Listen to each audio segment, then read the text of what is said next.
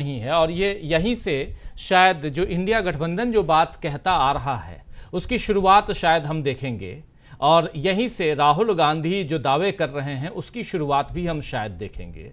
और इसमें नीतीश कुमार और ये दोनों टीडीपी और जेडीयू दोनों का अहम रोल ज़रूर है, लेकिन उसके साथ साथ कई सारे नेता अगर आज की तारीख में इंडिया गठबंधन की तरफ देख रहे हैं, एनडीए के नेता, तो उसके भी तो कुछ मायने हैं।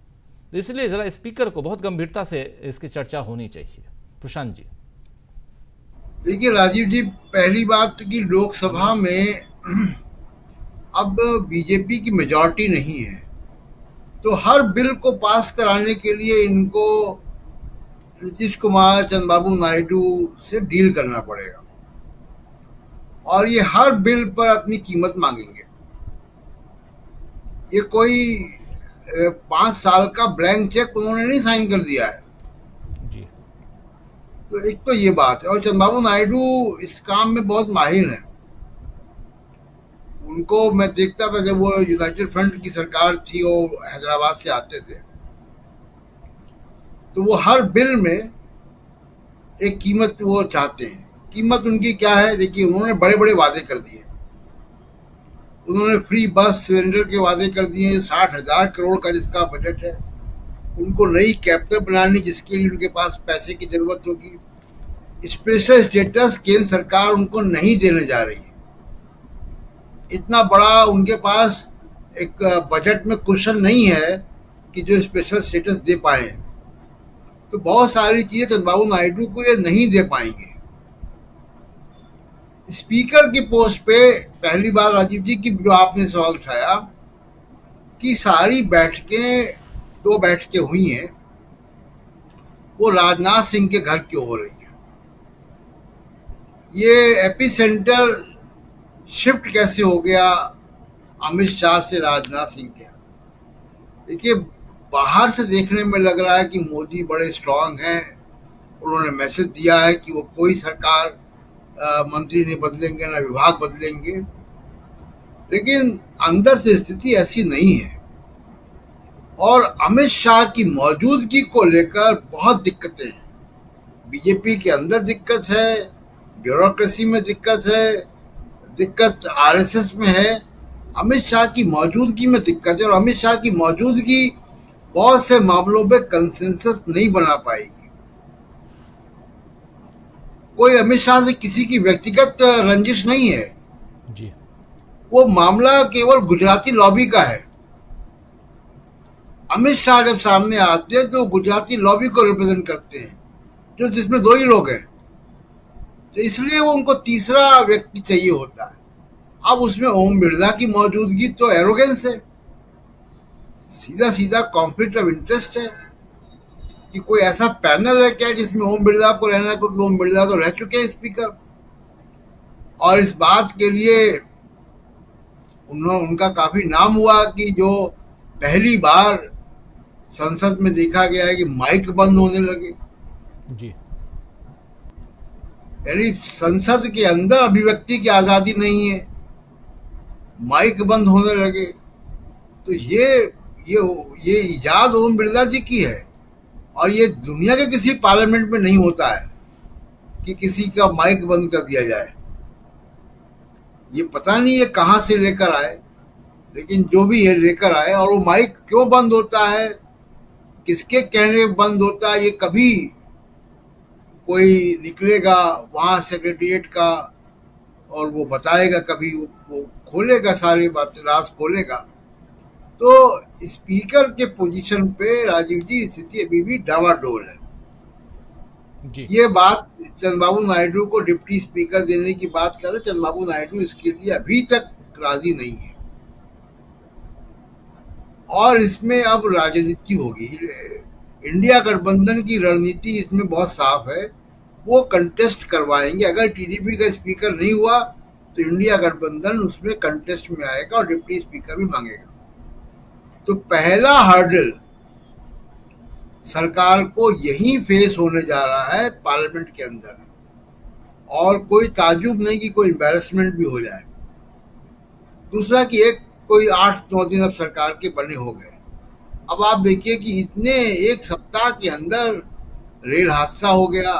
रेल हादसे में सरकार की बुरी तरह बदनामी हुई है कि अभी 1 साल पहले उड़ीसा में हुआ था बालासोर, और तब ये बात आई थी कि कवच है, और वो रेल मंत्री दिखाई दिए थे प्रेजेंटेशन देते हुए कि कवच कैसे काम करता है। फिर ये हो गया, फिर वो सेल्फी बनाते हुए दिखाई दिए वहां पे। सेल्फी बनाने जिस का दिन ओथ सेरेमनी थी प्रशांत जी, जिस दिन ओथ सेरेमनी थी उसी दिन वहां जम्मू में एक बस के ऊपर आतंकी हमला हुआ था। जी, उसी दिन की बात है।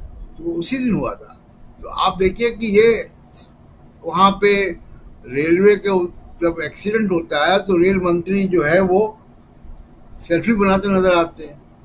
सेल्फी बनाना यहाँ पे इस सरकार में सिर्फ एक व्यक्ति को अलाउड है,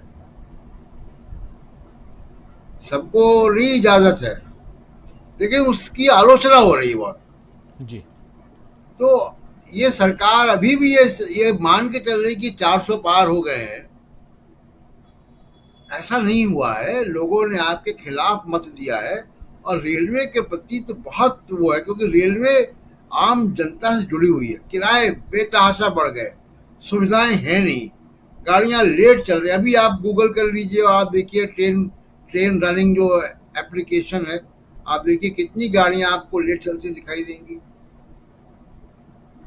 तो सरकार की क्रेडिबिलिटी पर पहले सप्ताह ही बड़े बड़े सवाल खड़े हो गए। नीट का आप देखिए कि 24 लाख बच्चों का सवाल है जो कि डॉक्टर बनेंगे, उसमें से 67 लोग टॉप कर जाते हैं।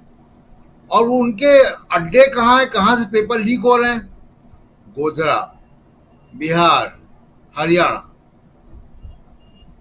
ये बीजेपी रूल्ड स्टेट में क्यों हो रहा है? ऐसा क्यों हो रहा है कि किसी बीजेपी नेता का स्कूल है, वहां सेंटर लग रहा है, और उस सेंटर में 6 लोगों को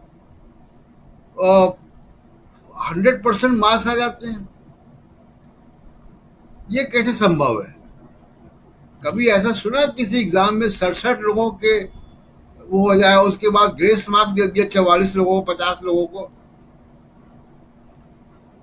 अब उनका री एग्जामिनेशन होगा? तो ये पूरा सत्र ही रद्द होना चाहिए। तो नीट का एग्जाम हो, रेलवे का एक्सीडेंट हो, जम्मू ब्लास्ट हो, सेबी का स्कैंडल हो, पहले ही सप्ताह सरकार के ऊपर इतने बड़े बड़े स्कैंडल्स अगर आएंगे, और पिछला बैकलॉग तो है ही, जी जिसमें कि सबसे बड़ा स्कैंडल जो है वो इलेक्टोरल बॉन्ड का है। तो सरकार की क्रेडिबिलिटी को लेकर बहुत गंभीर सवाल है। और ये पार्लियामेंट में, इस बार का पार्लियामेंट सेशन मोदी जी के लिए आसान नहीं होगा, और ये मोदी जी शायद अब इस बार ना कर पाए कि संसद भवन तो जाते हैं लेकिन हाउस के चेंबर में नहीं जाते।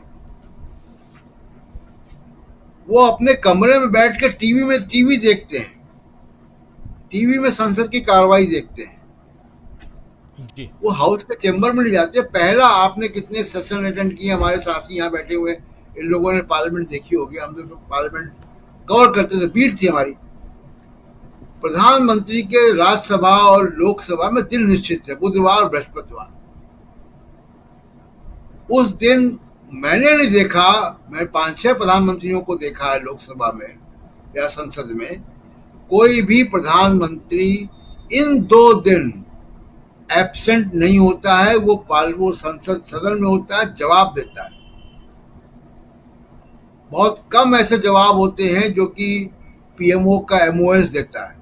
आमतौर पर प्रधानमंत्री जवाब देता रहा। पुरानी रिकॉर्डिंग पड़ी है, उठा के देख लें, चाहे वाजपेयी हो, मनमोहन सिंह हो, देवगौड़ा हो, गुजराल हो, चंद्रशेखर हो, राजीव गांधी हो, सबने प्रधानमंत्री के क्वेश्चन आवर के दिन प्रधानमंत्री संसद में मौजूद होता है। नरेंद्र मोदी 10 साल में एक भी दिन नहीं थे, एक भी दिन। पीएमओ के क्वेश्चन डे के दिन वो एक भी दिन सदन में नहीं थे। ये बड़ी शर्मनाक बात है। इस बार लगता है कि उनको रहना पड़ेगा। जी राजीव। जी बिल्कुल।